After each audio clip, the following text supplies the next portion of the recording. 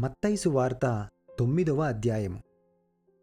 తరువాత ఆయన దోణి ఎక్కి సముద్రము దాటి తన పట్టణములో ప్రవేశింపగా, ఇదిగో జనులు పక్షవాయువుతో మంచము పట్టియున్న యొకని ఆయన యొద్దకు తీసుకుని వచ్చిరి. యేసు వారి విశ్వాసమును చూచి, కుమారుడా, ధైర్యముగా ఉండుము, నీ పాపములు క్షమింపబడియున్నవని పక్షవాయువు గల వానితో చెప్పెను. ఇదిగో శాస్త్రులలో కొందరు ఇతడు దేవదూషణ చేయుచున్నాడని తమలో తాము అనుకొనగా, యేసు వారి తలంపులు గ్రహించి, మీరెందుకు మీ హృదయములలో దురాలోచనలు చేయుచున్నారు? నీ పాపములు క్షమించబడియున్నవని చెప్పుట సులభమా, లేచి నడువుమని చెప్పుట సులభమా? అయినను పాపములు క్షమించుటకు భూమి మీద మనుష్యకుమారునికి అధికారము కలదని మీరు తెలుసుకొనవలెను అని చెప్పి, ఆయన పక్షవాయువు గలవారిని చూచి, నీవు లేచి నీ మంచమెత్తుకొని నీ ఇంటికి పొమ్మని చెప్పగా, వాడు లేచి తన ఇంటికి వెళ్ళెను. జనులు అది చూచి భయపడి మనుషులకిట్టి అధికారమిచ్చిన దేవుని మహిమపరిచిరి. యేసు అక్కడ్నుండి వెళ్ళుచు సుంకపు మెట్టునొద్ద కూర్చుండియున్న మత్తయి అను ఒక మనుష్యుని చూచి, నన్ను వెంబడించుమని అతనితో చెప్పగా, అతడు లేచి ఆయనను వెంబడించెను.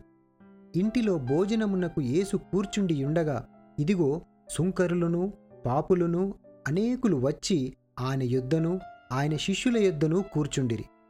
పరిసయ్యులు అది చూచి, మీ బోధకుడు సుంకరులతోనూ పాపులతోనూ కలిసి ఎందుకు భోజనము చేయుచున్నాడు అని ఆయన శిష్యులను అడిగిరి.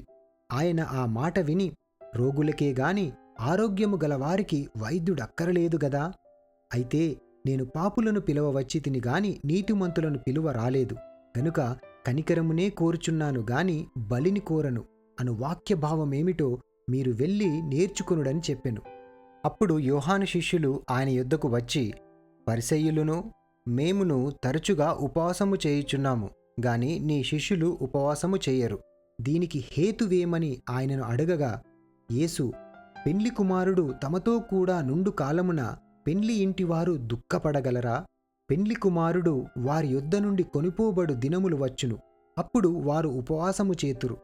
ఎవడును పాత బట్టకు క్రొత్త బట్ట మాసిక వేయడు, వేసిన ఎడల ఆ మాసిక బట్టను వెలితిపరచును, చినుగు మరి ఎక్కువగును.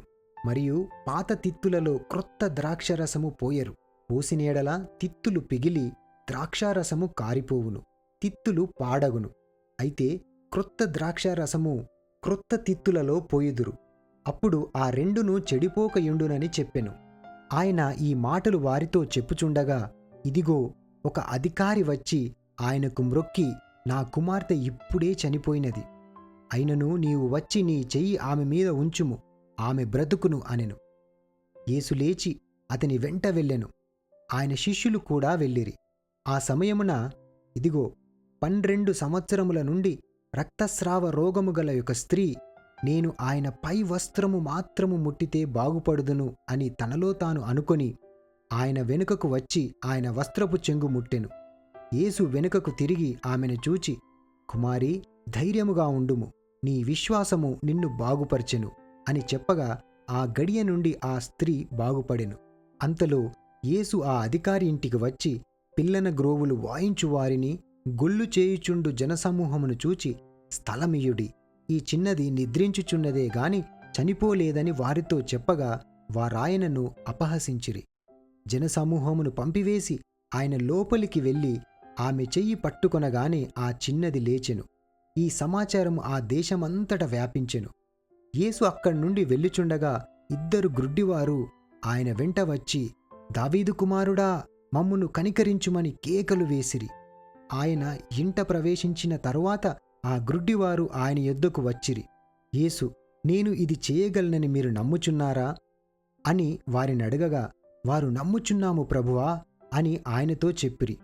అప్పుడాయన వారి కన్నులు ముట్టి, మీ నమ్మిక చొప్పున మీకు కలుగుగాక అని చెప్పినంతలో వారి కన్నులు తెరువబడెను.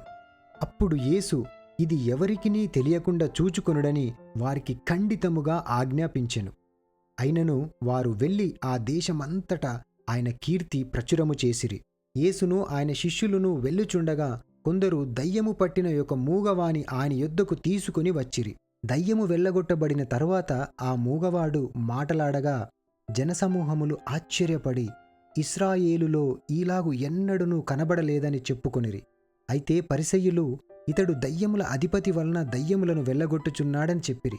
యేసు వారి సమాజ మందిరములలో బోధించుచు రాజ్యసువార్త ప్రకటించుచు ప్రతి విధమైన రోగమును ప్రతి విధమైన వ్యాధిని స్వస్థపరచుచు సమస్త పట్టణముల యందును గ్రామముల యందును సంచారము చేసెను.